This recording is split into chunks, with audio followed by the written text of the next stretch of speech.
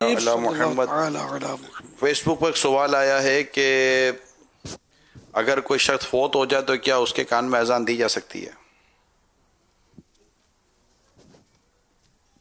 کوئی حرج نہیں ہے اذان دینے میں، اللہ کا نام ہے، اللہ کا نام لیا جا رہا ہے، تو یہ اسی پر آیا ہوگا جس کی تقریر ابھی ہم نے کی ہے، تفصیل بیان کی ہے، تو کوئی مسئلہ نہیں ہے، آپ کان میں اذان دیں، اللہ کا نام لیں، یاسین شریف پڑھیں، تو شریعت مطہرہ اس سے کوئی منع نہیں کرتی آپ کو۔ اعلیٰ حضرت نے ایک رسالہ فتح رضویہ میں لکھا ہے، فتح رضویہ میں ایک رسالہ شامل ہے اعلیٰ حضرت کا ایذان الاجر، اس میں قبر پر اذان دینے کے زوردار دلائل آپ نے دی ہیں۔ اب یہ کہ کچھ لوگ ہوتے ہیں کہ ان کو یا نبی السلام علیہ کہو تو نہیں سمجھ میں آتا، پھر نماز جنازہ میں بھی کچھ بس یوں کیوں تو وہ کیوں، تو پھر یہ کہ اب اذانیں دینی شروع کی کورونا وائرس کے دفعیے کے لیے، امت اذانیں دے رہی ہے، بعضوں کو بیچاروں کو پریشانی ہو رہی ہے، اللہ ان کو بھی شفا دے، یہ بھی ایک بیماری ہے۔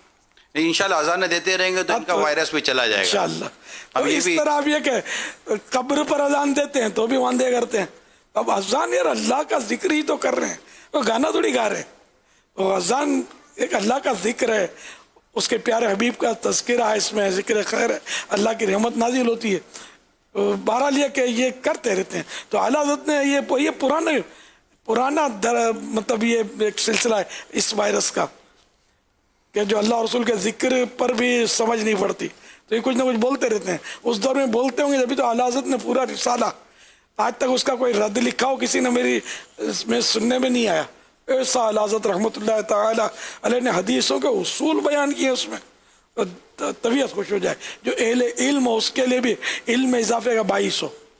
بہت اچھی بات کی آپ نے، اہل علم ہو، کمال کیا آپ نے یہ کہہ کر، مسئلہ حل کر دیا میں نے۔ نہیں مطلب صحیح ہے نا بابا، ہم یہ اذان دیتے تو اس پہ نیت کر لیتے کہ جن کی یہ باطنی بیماری ہے وہ بھی دور ہو جائیں، یہ بھی وائرس ختم ہو جائے۔ یہ وائرس باطن کو کھا جاتا ہے، یہ خطرناک ہے زیادہ، کورونا وائرس سے زیادہ خطرناک ہے کہ مسلمان کو اللہ کے ذکر سے روکنا، یار اللہ رسول کے ذکر سے روکنا، واللہ یہ بہت خطرناک وائرس ہے۔ وہ غلط تعبیر کر کے روکنا نا بابا، کہ جو نہ قرآن کریم کا یہ مقصد ہے نہ حدیث پاک کا یہ مقصد ہے، اور اپنے طور پر ایسی بات بیان کر دینا۔ ماشاءاللہ مفتی حسان صاحب نے کتنی بڑا الحمدللہ ماشاءاللہ بہت پیارا بیان کیا۔